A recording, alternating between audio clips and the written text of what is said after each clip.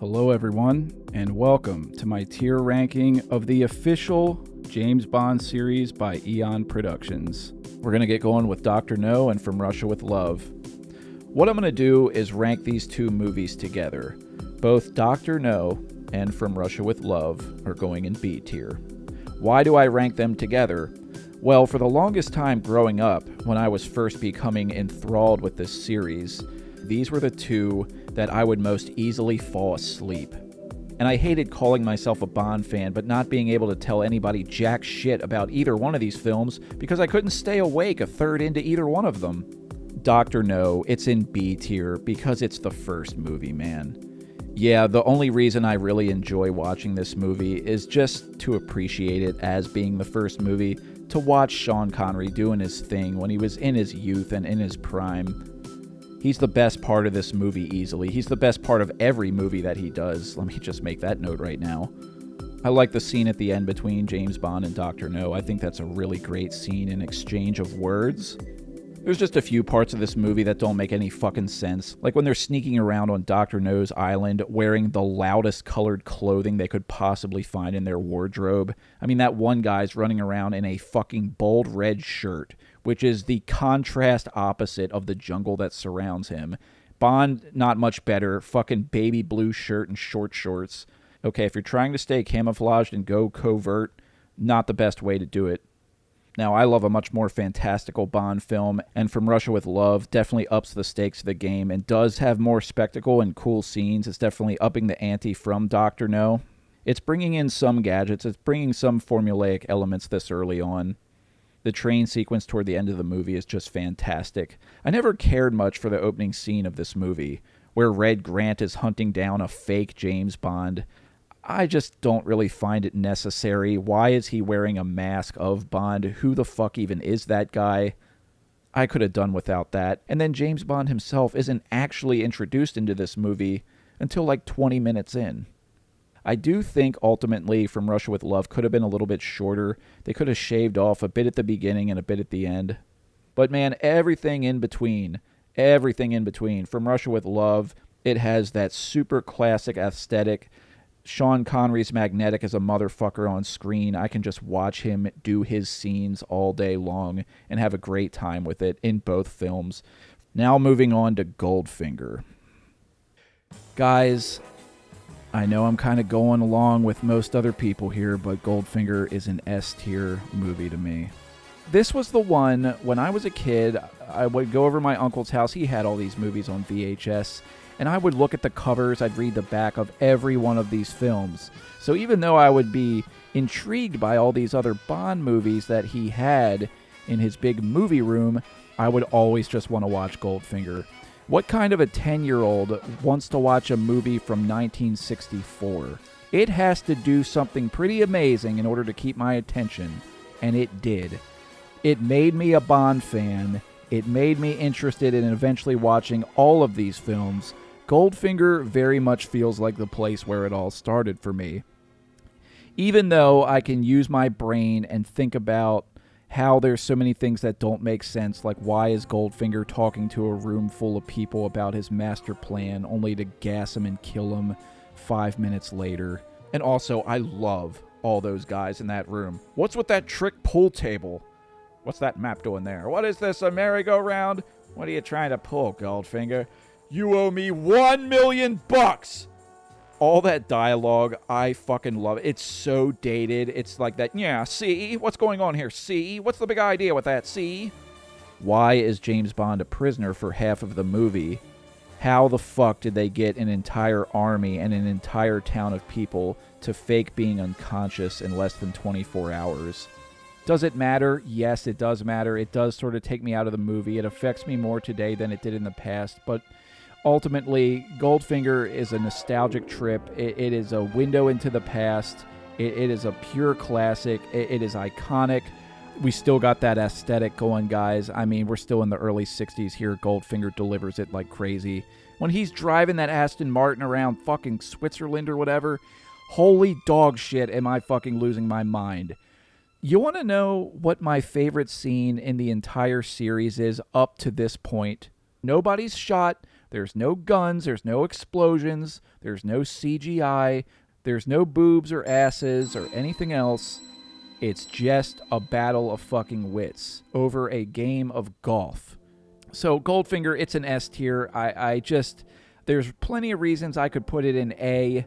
I could pick apart the plot and little things that I don't like about it, but the things I do like about it are so powerful that this movie is just looking back at me in the face and saying, fuck you, I'm an S tier. You put me in A tier, Sean Connery will come out of this fucking computer screen and shoot me in the face with that Walther. All right, moving on to Thunderball. Well, this is a good time to let you know I love all of these movies. Mostly all of them. So I can rank one of these Bond movies in a C or a D tier, but I'll still be excited to watch it because it is a Bond movie, and the things that it does do right, I still love so much. I'm happy to be immersed in it regardless. So I wanted to illustrate that point before I make Thunderball's placement. Thunderball's going to go in C for me. It's a fair time. We still got Sean Connery. We still got the 60s aesthetic. I don't think the villain is anywhere near as interesting as Goldfinger or Red Grant or Dr. No.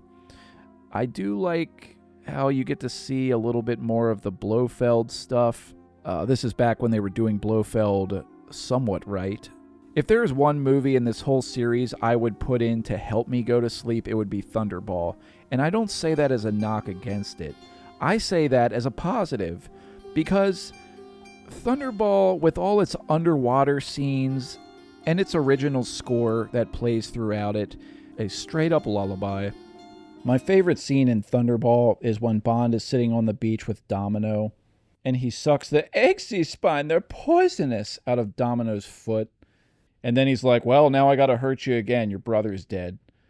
And she starts getting sad, and she's like, well, how the fuck did that happen? And Bond puts on the sunglasses and tells her it's that fucker that she knows named Largo.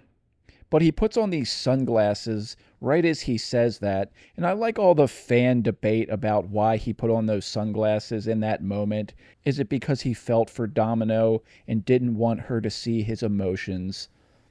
And just for the record, Domino is my favorite part of Thunderball.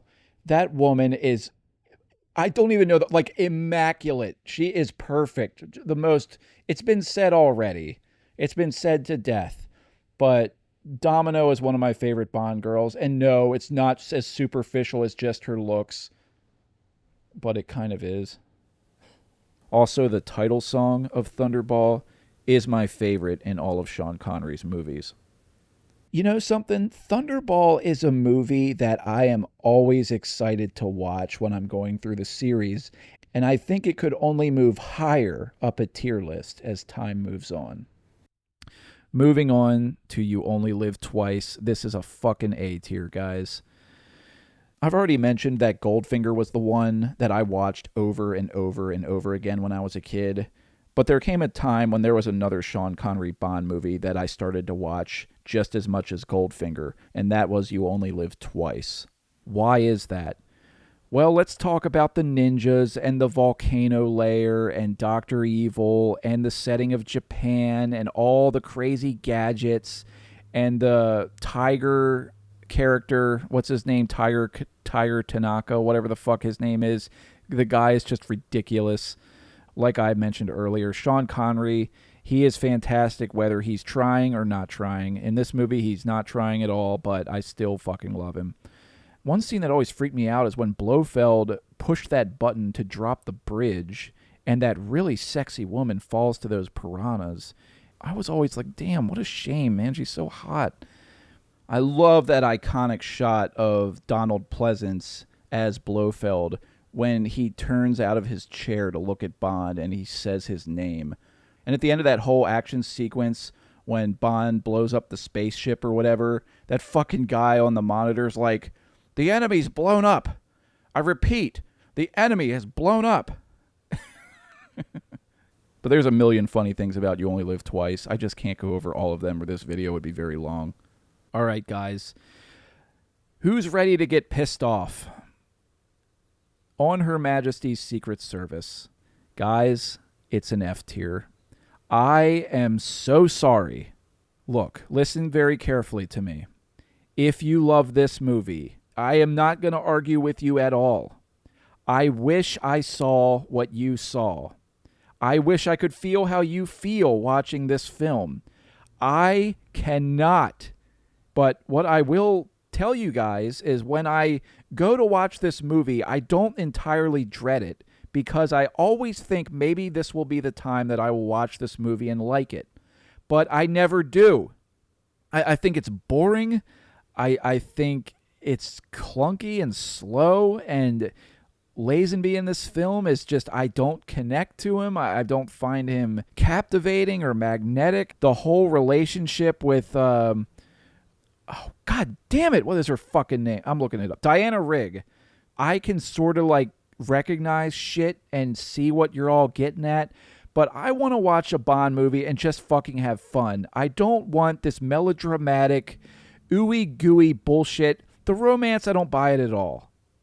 I don't really fucking want to watch him fall in love. I just bring on the fucking cool Bond shit. But what this movie tries to do, it's not my flavor. Look, some people like tomatoes, other people don't. I fucking hate tomatoes. My taste palette doesn't like that. This movie is a tomato. I don't like it. It might be my least favorite. I don't want to spoiler the rest of this video because there might be something else joining it in F tier, which I'll get to. And the whole fourth wall break, this never happened to the other fella. Get the fuck out of here. One last thing I will say about it, and this was the thing that almost made me move it into D tier. Almost. The very last scene. Yes, it was sad. And George Lazenby sold that. When he looks up at those passerbys and says, "It's quite all right. She's having a rest. We have all the time in the world." And he's like kissing her fingers. Bro, that got me. Yes, I cried. I want to give it massive points for that. But it's an emotion I don't want to feel. I don't watch Bond movies to feel sad. I watch them to have fun. If I want to cry, believe me, I could just start thinking about my own fucking life. Diamonds are forever, forever, forever. I will forever admire how stupid this movie is.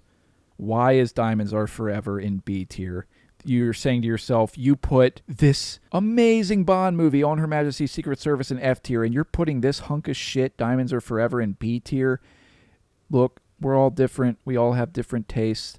You know, I'm not calling you a stupid person for liking On Her Majesty's Secret Service, so maybe don't get on my case for liking Diamonds Are Forever. I'm not going to argue with you guys on anything. Any bad thing you have to say about this movie, go ahead and say it. But it's probably why I love it. Because there are movies that are so bad they're good.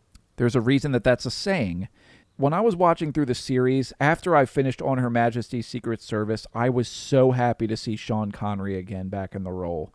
He doesn't look as disenchanted as he did in You Only Live Twice. He actually looks like he's a little bit more fun, but he just looks like one of those old people that's just sort of accepted his life and his circumstances at this point. He was paid a lot of money to return to this role and get asses in seats. We got Guy Hamilton back as director, same guy that directed Goldfinger. They're really trying to bring it back to the glory days of Goldfinger here, and they fail miserably, and that's why I love this movie. The two henchmen, Mr. Wint and Mr. Kidd, are one of my favorite parts about this film. I think they are just so fun to watch. I wish they were in this movie more.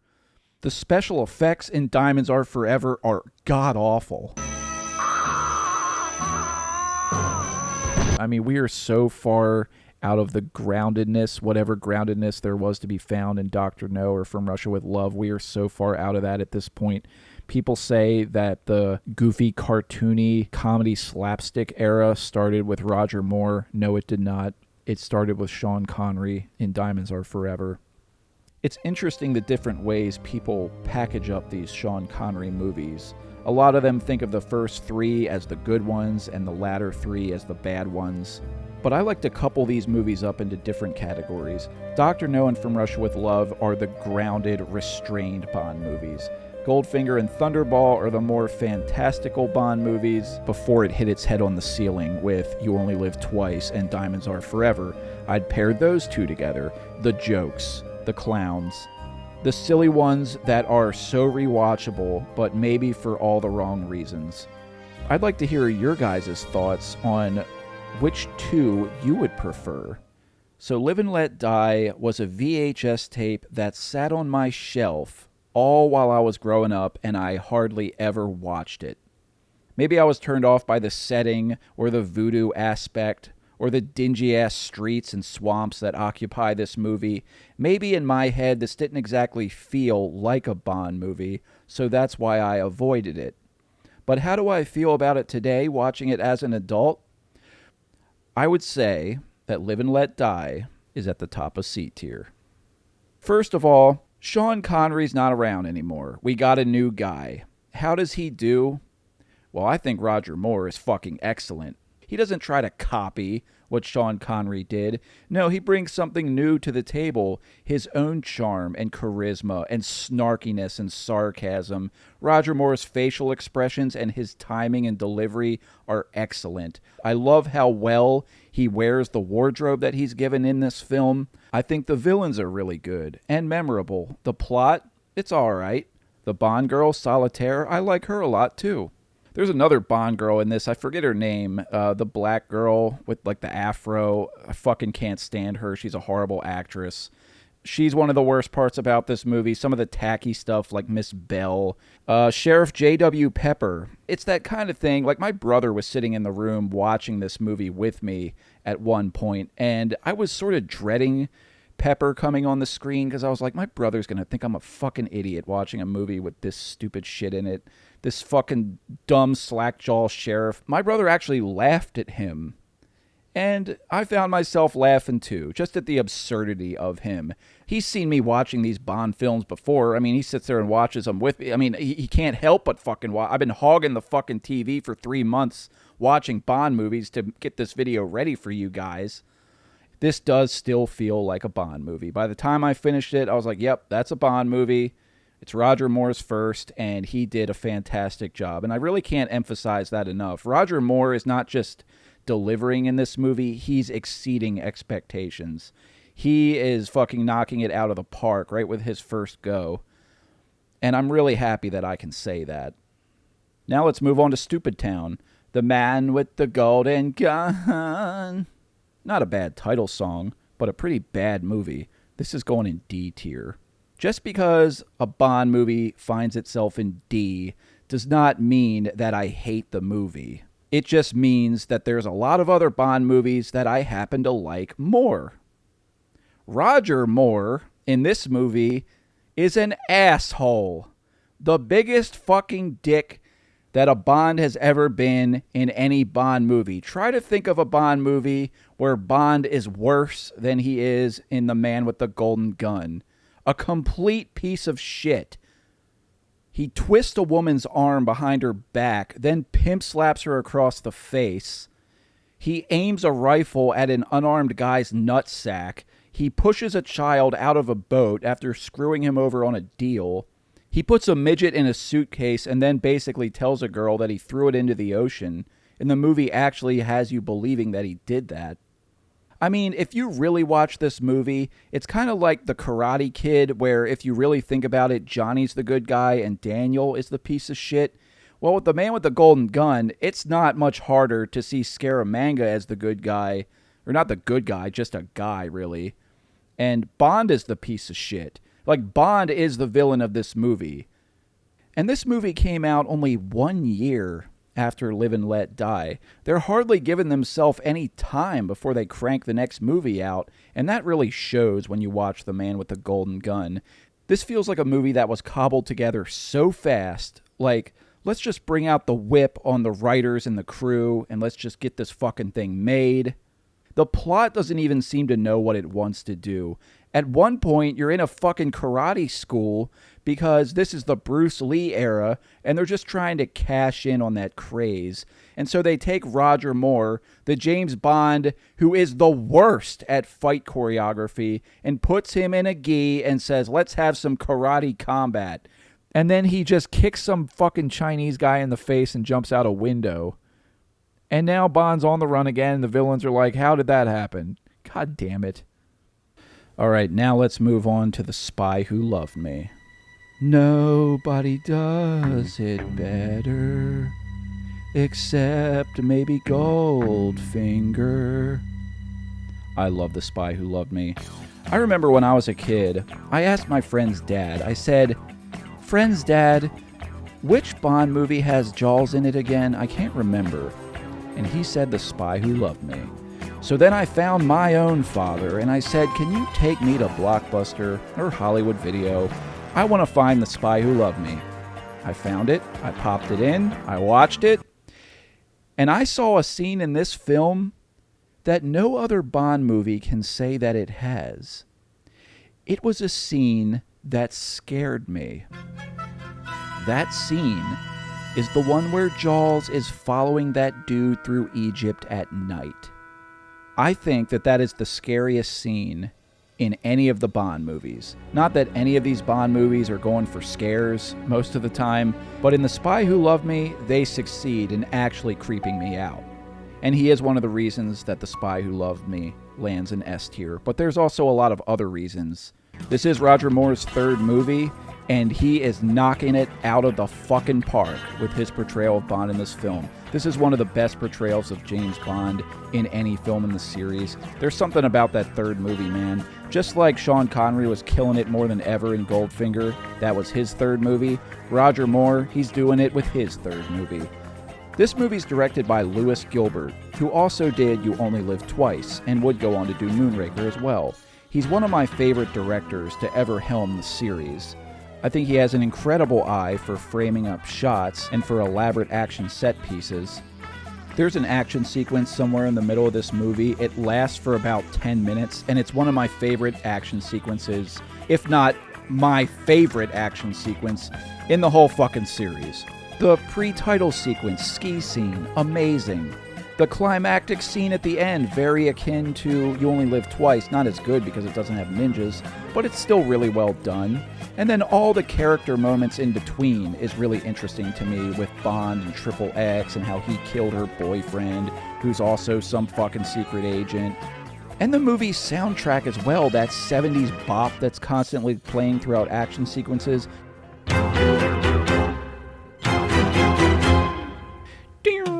Fucking great. That's one good thing we can say about the 70s. It gave us that. So overall, The Spy Who Loved Me is just packed full of incredible scenes, incredible sequences, incredible shots, too many wonderful aspects to name. And when all of these aspects are just packed on one after another, after another, after another, it just earns itself up a grade, up another grade, up another grade until it lands in S tier. Moonraker. Moonraker, it's going into D tier immediately. I'll put it above The Man with the Golden Gun, though, because, as I mentioned, Lewis Gilbert is an amazing director, and I do think this movie is really well shot. It's the movie that surrounds him that's the problem. And Moonraker's problem, for one, is what they did to Jaws. They ruined him. They took a character that is supposed to be scary and made him into the fucking Wile E. Coyote. He's nothing more than a cartoon in this film. When Jaws falls out of a plane and has his parachute taken away and starts flapping his arms like a bird, it makes me hate this movie. When Jaws is walking down a dark alley in a clown suit, you think you're in for something even more special than you got in the first movie. But then here comes a parade, and they're dancing, and they circle around Jaws, and they're dancing with him. And so Jaws, instead of being threatening anymore, he decides to just fucking dance too. And he dances off with them. And he's about to go over a waterfall. Uh-oh, let's make a stupid cartoon face right before we fly off. Oh, and let's just bring it to home base with falling in love with a second grader. I don't know what the fuck people were taking in the 70s that they found that sort of behavior funny, but I sure as hell don't. The scenes in this that were supposed to be funny were just not even amusing, not even somewhat funny. They just were like infuriating because they were fucking everything up. It makes me want to move this under The Man with the Golden Gun, but I am a little bit more entertained with Moonraker than The Man with the Golden Gun. Both of these movies are trash. They're both still Bond movies, and I still like them, but I can't help but see all the missed opportunity with both of them every time I watch them. There's a lot of things that I like about Moonraker. The director, Roger Moore, the villain Drax, the cinematography, the travelogue, the locations. All of that's great. But this movie fails on a lot of fronts, and that's why it's way down on this list. They fucked up Jaws. I think the Bond girl sucks. The plot becomes so stupid that I just don't care for it. Moonraker's just like, we are going to be as stupid and campy and clowny and loony as possible. And just for kicks, we're going to throw in a scene where a young girl gets torn apart by dogs with a really fucking awesome haunting track playing. And if the rest of this movie had the same tone as that scene did, I think we would have a much better Bond movie. Maybe dark, but it would be a lot better than this Looney Tunes bullshit that we're getting. For Your Eyes Only is the first of 5 movies directed all by the same guy, and all of them in the 80s, John Glenn. Another D tier. This movie doesn't piss me off like Moonraker does, but the reason that it sits so low on this tier ranking board is because I consider For Your Eyes Only the most forgettable Bond movie in the entire series. I watched this movie twice in preparation for this video, and I'm still struggling to find things to talk about. Just like Moonraker was a goof show that inserted serious scenes that felt wrong, now For Your Eyes Only is a serious movie that inserts silly scenes that feel wrong. I can easily tell you what my favorite part of this film is, and that is the Bond girl, played by Carol Bouquet. I find her to be the most endearing Bond girl in the entire series. As I edit this video, I'm refreshing myself with certain scenes that are in this movie, such as the ski chase. I like how you can tell that the cameraman is also riding skis to get these shots, and it gives the sequence a lot of energy. And I do really like the sequence at the end, where Bond is scaling the rock wall to get to the bad guy's house. And the pre-title sequence of this film is entertaining. It has nothing to do with the rest of the movie. But I think, on its own merit, it is a good opening title sequence, and it is very unique. And it's like a fuck you sequence because of licensing issues surrounding the Blofeld character. I've seen For Your Eyes Only ranked very highly on a lot of Bond rankings. It's often ranked in the top 5, sometimes even the top 3. I hope to see this movie in a B or even an A tier one day. Octopussy. I don't have to think very long about where this one is going to go. Octopussy, top of A tier. Every scene in this movie, from one beat to the next, I am entertained.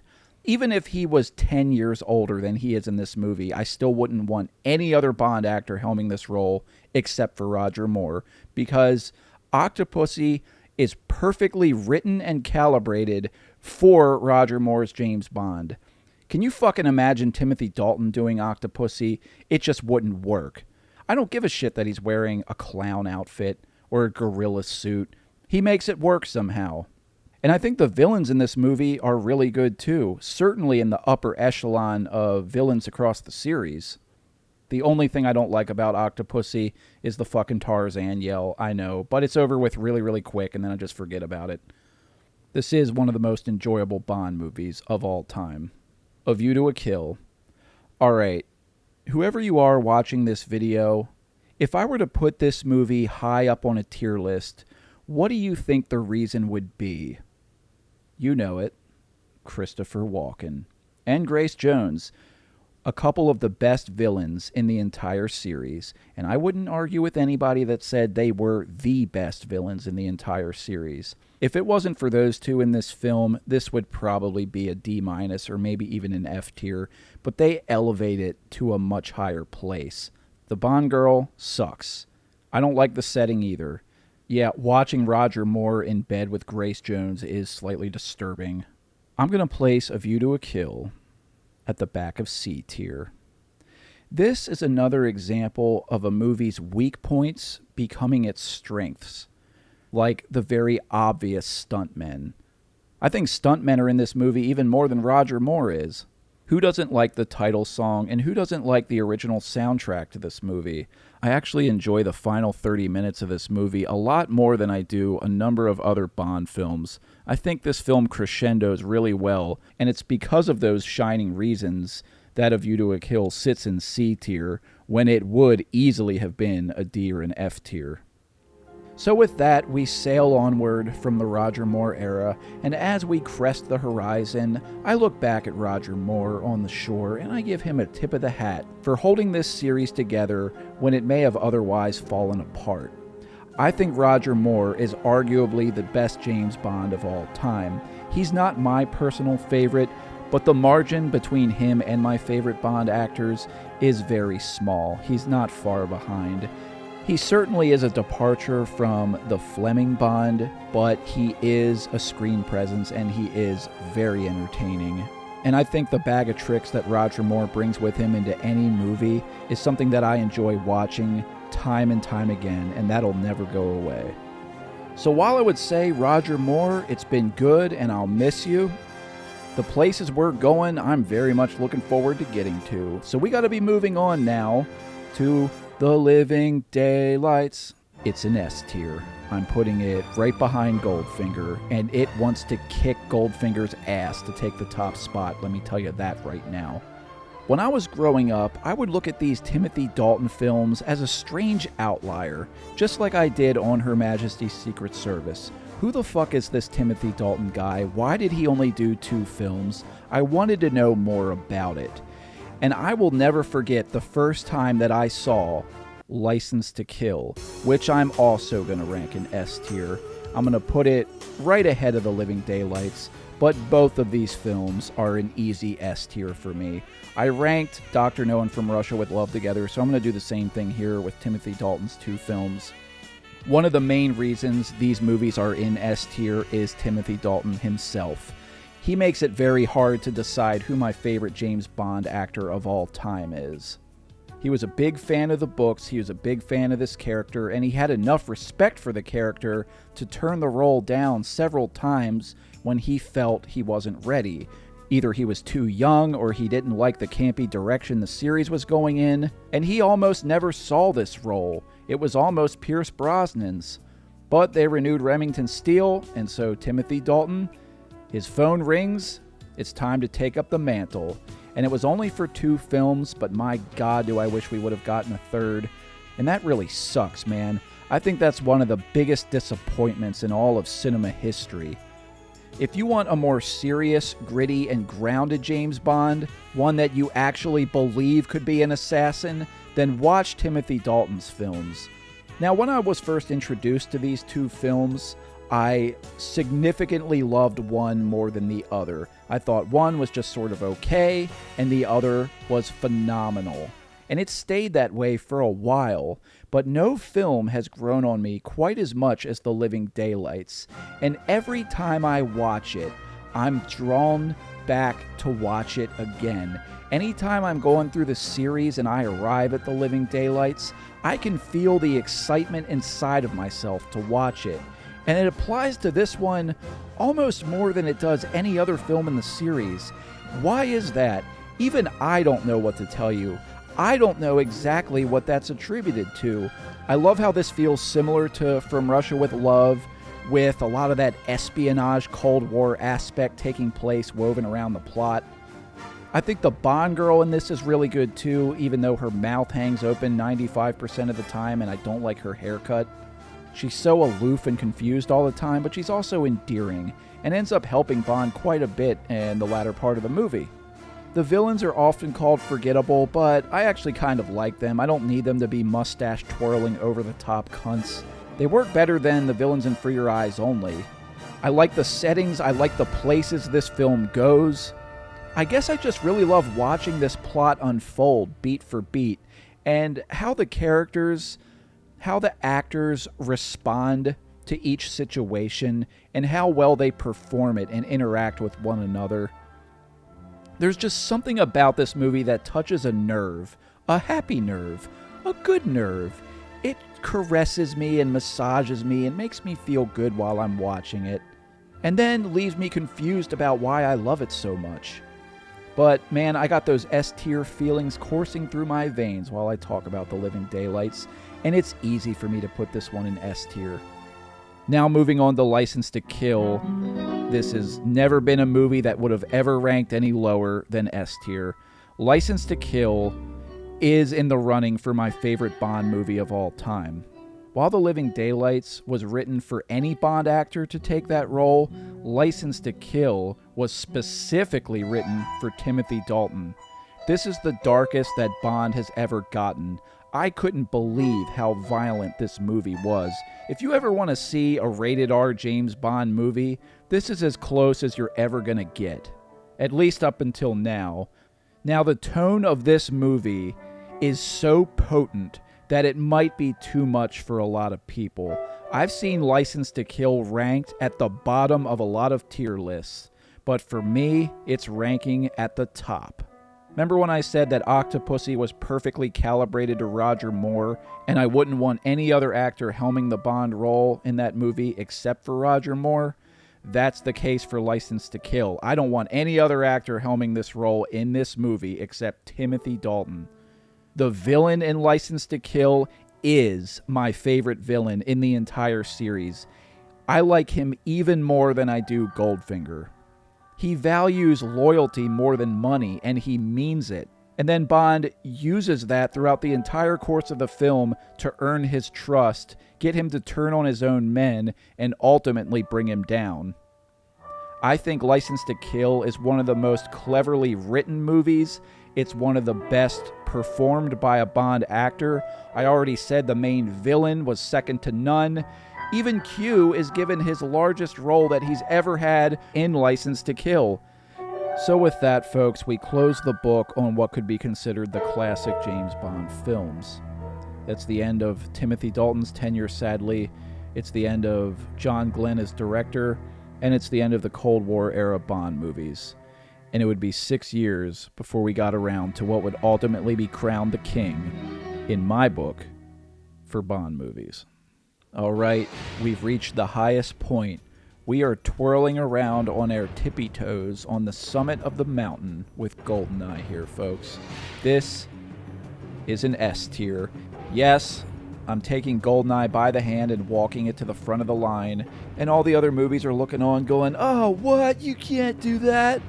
Look, guys, I don't need to go on a 15-minute soliloquy about why GoldenEye is at the top of the heap for me. It's the first Bond movie I ever watched. I saw it when I was like 5, and I've probably seen it 500 times since then.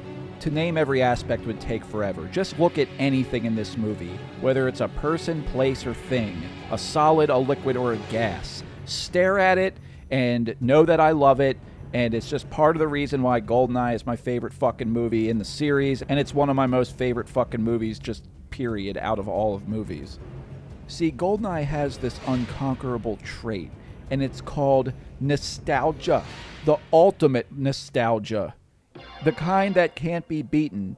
I actually sat here and dared to think of excuses to place this movie somewhere other than number 1. And it's like nostalgia itself manifested itself before me as some kind of ghostly apparition and put its claws around my neck and started squeezing. And it's like, you love this movie. This movie is you and you are it. You are infused. It's in your blood. You see, that's what I'm dealing with GoldenEye. There is no, I am bound. I am bound by nostalgia. I can't wiggle my way out of it. This movie, it is just standing firm in its spot and looking at me like, you know I'm number 1. Look, my love of this movie is totally influenced by the game. There is no getting around that. The settings, great. The direction, holy shit, the ultimate. The atmosphere, are you guys even listening to this movie's original score? The deep-pitched pipe hit sound, that exclusive GoldenEye sound kit that they use for this movie. It's crazy. Look, I'm geeking out. I'm glitching. I can't even speak. I really have just like de-incentivized you to finish this video because I said GoldenEye is going to just retain the #1 spot no matter what. All I can say is I just hope you're fucking enjoying this enough to keep watching.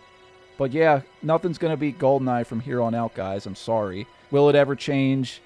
I mean, I'm not a fortune teller, and I don't go to talk to them, so I don't know. Now we're going to move on to Tomorrow Never Dies. Dun, dun, dun, dun, dun, dun, dun, dun. A-. They cranked this movie out very quickly after GoldenEye. They tried to get Martin Campbell back as a director, but he turned it down. So instead, they got Roger Spotswoody. It's probably one of the most easily digestible Bond movies. You know, you see a lot of bad guys do nefarious shit, but in Tomorrow Never Dies, what these bad dudes are doing to a bunch of innocent sailors, it really gets you on board with Bond and taking them all down. I mean, they're real slime balls. This movie centers around one of my favorite villains in the entire series, Elliot Carver. The way he behaves a lot of the time is like a child, whining and throwing a fit if he doesn't get his way. But then in other scenes, he's delivering some of the most profound lines I've ever heard in my life. The distance between insanity and genius is measured only by success. Mr. Stamper, I'm going to throw a shout out to him. I think he's a really good henchman. Mr. Gupta, who's Mr. Carver's little fucking technician that's always standing next to him. All his scenes were cut out where he throws playing cards at Bond. But the one aspect that I give the game ball to is a supporting character, the character of Dr. Kaufman. This guy could have helmed the main villain role all to himself. He's so good. There's a scene in this movie where Michelle Yeoh is kicking so much ass, they couldn't even have Pierce Brosnan present for it because it would have just put him to absolute shame. I think Bond shows up at the very end of that scene to just punch one guy in the face, and that's all he does. She's not exactly the kind of girl I buy Bond and her falling in love. That's a load of horse shit. I don't think they had to have that in there. So ultimately, Tomorrow Never Dies is a fun movie with good characters, with good action sequences, and an intriguing plot. But it's a plot that by the end of the movie doesn't crescendo so well. That doesn't mean that it's bad, but it just devolves into predictability and just too akin to so many other endings of Bond movies. I would describe this movie as a few unique ornaments put on the same old Christmas tree. Speaking of Christmas tree, The World Is Not Enough. Well, this was the first Bond movie I ever saw in the movie theater. But every time I watch the series and I arrive at this movie, I never feel like watching it. I always want to skip over it. I was going to put this in C- tier, but I'm actually going to put it in D+ and bump up For Your Eyes Only. I feel the same way about Thunderball and Live and Let Die. I think those will crawl higher up the list over time. But The World Is Not Enough, I feel like it's never going to crawl any higher. I mean, there's just not hardly any good locations in this, and so much of the runtime of this movie is being occupied by characters that are just bullshitting with each other. Like, Tomorrow Never Dies is a movie that was dancing around as if it was intelligent, but then sort of regressed itself humbly and devolved into just another formulaic Bond movie. The World Is Not Enough is like an example of a Bond movie going for it and getting an air ball. And after a few minutes of The World Is Not Enough, I'm saying I've had enough of that world. And the whole aspect with Renard not being able to feel pain, they don't explore that hardly at all, other than him holding a hot rock. But here's a golden trophy for The World Is Not Enough. It has my favorite title song, right there with The Living Daylights. What's a real shame to me is that The World Is Not Enough has some really good ingredients to make a top-tier Bond film, but there's some vital ingredients that are missing from it that keep it so low on this tier ranking board. All right, this next one, guys, is very interesting. The 12, 13-year-old me would have put this in S tier. When I'm going through the series and I arrive at Die Another Day, I am never disenchanted to watch it. The kind of plot The World Is Not Enough had, my childhood brain just did not absorb. I didn't care. I didn't care about some fucking pipeline and some bitch betraying her dad and some love affair between villains and all this blah, blah, blah shit. Die Another Day was just like, here's a bunch of fucking crazy shit on the screen. That was the difference. And that's why I loved it so much when I was a kid. It was just loud. It was fun. It was crazy. It was gun battles, explosions, invisible cars, giant waves, sword fights, which, by the way, that sword fight in Die Another Day, I don't care like if you would rank this movie at the bottom of your list. Come on now. That sword fight between Gustav Graves and Bond was pretty fucking solid. So while I recognize the flaws of this movie, and I do not dismiss them, they are still present for me as flaws, I just think they don't affect me as heavily as they do a lot of other people. And yeah, this movie is not intelligent. It's just popcorn entertainment. You know what? I'm going to give Die Another Day a B- tier. Say what you want. Be all fucking pissed off and crazy, flames coming out of your fingers on the comment section. Go find yourself an ice palace and chill out. And with that, we wrap up the Brosnan age. If someone were to ask me, hey, who's your favorite James Bond actor of all time? My quick answer always was Pierce Brosnan, because he's the one that I grew up with. But the more I've become absorbed with the rest of this series and grown to love all these Bond actors, it's a very difficult question for me to answer right now. If we would have gotten a fifth Pierce Brosnan film, maybe it would have been easier to solidify that answer. But what I wouldn't want is a fifth Pierce Brosnan movie hindering anything to do with Casino Royale. Casino Royale is gonna land an S tier for me, as well as it does for so many others. But where an S tier is the difficult thing to determine for myself, because I look at films like The Spy Who Loved Me and Goldfinger, and what they have is the classic aesthetic, nostalgia, and charm. And throughout my entire life, ever since Casino Royale came out, I always knew I really loved this movie. I enjoyed the Texas Hold'em scenes, I enjoyed the foot chase scene and some of the action scenes. I liked Craig in the role. It was checking a lot of boxes for me.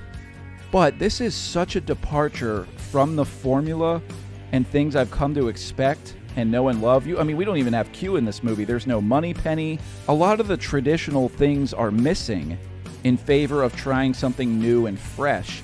And that could have been a fuck up so bad that it would have been the end of the entire Bond series. But they brought back Martin Campbell, who did GoldenEye, and once again, Martin Campbell directed an S-tier movie. Never have I loved Casino Royale as much as I did in watching it in preparation for this video. I would say that Daniel Craig's performance in Casino Royale is arguably the best Bond performance that has ever been given in motion picture history.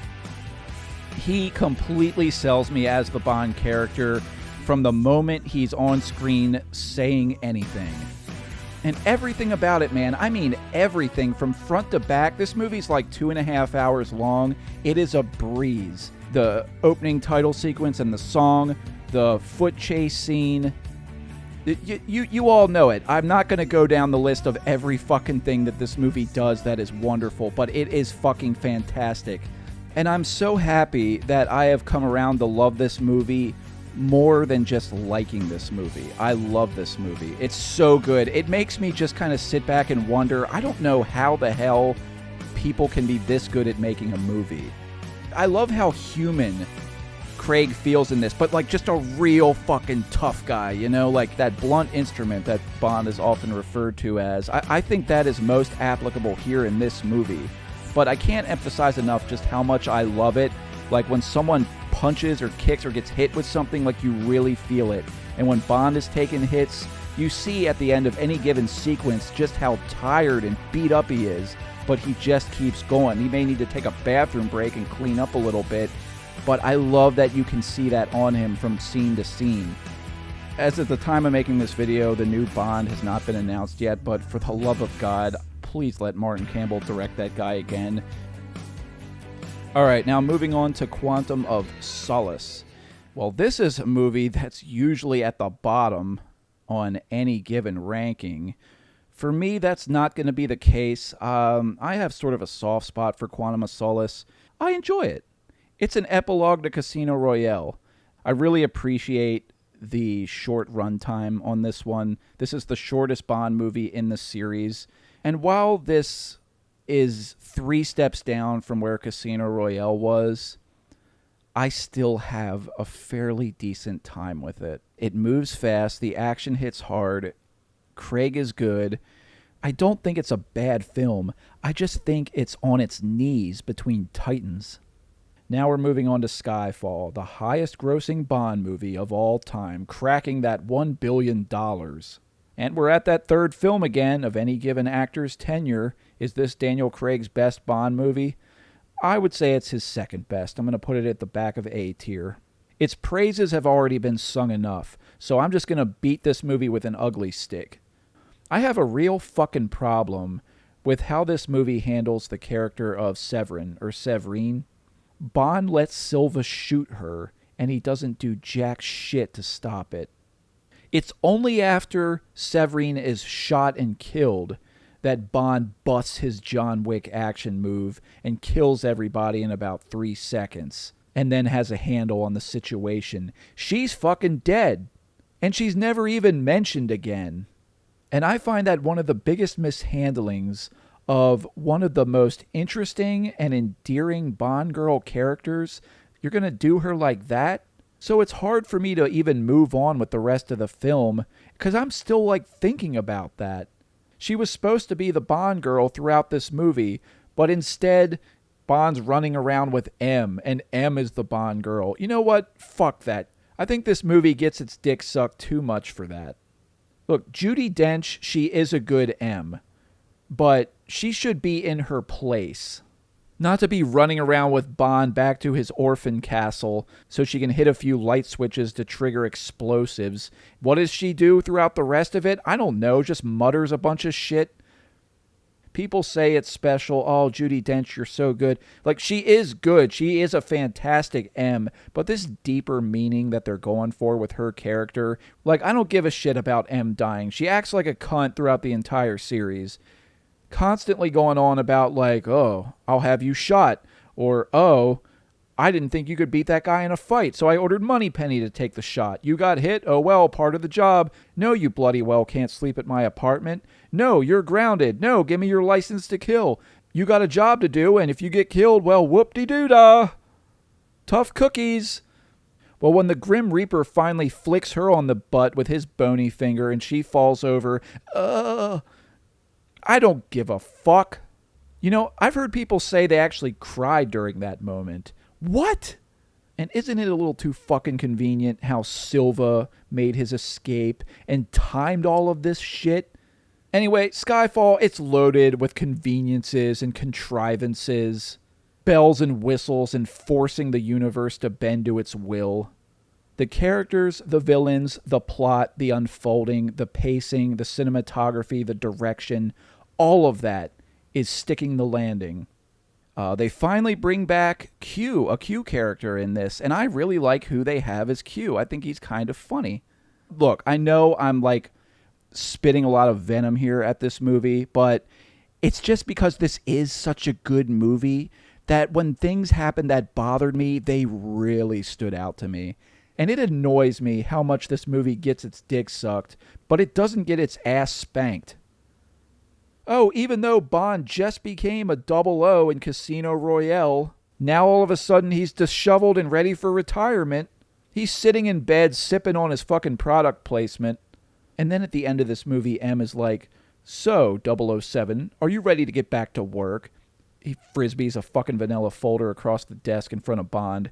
Bond takes it. It's like, yes, sir. Okay. We're off to the next adventure. And by Spectre, he's fucking grounded. This one was an easy F tier for me ever since I first saw it. I don't care if you're Christoph Waltz. You don't get to waltz in here and just say, oh, Bond, I was the one that did all this. Silva and Green and Lashif were all sucking on my Johnson, and I was the one that orchestrated everything. Now, for what Spectre is, this movie has grown on me a little bit. I mean, after the first couple of times I saw it, I was like, I fucking hate that movie. F tier. But when I went to rewatch the series, I felt myself kind of looking forward to seeing it again.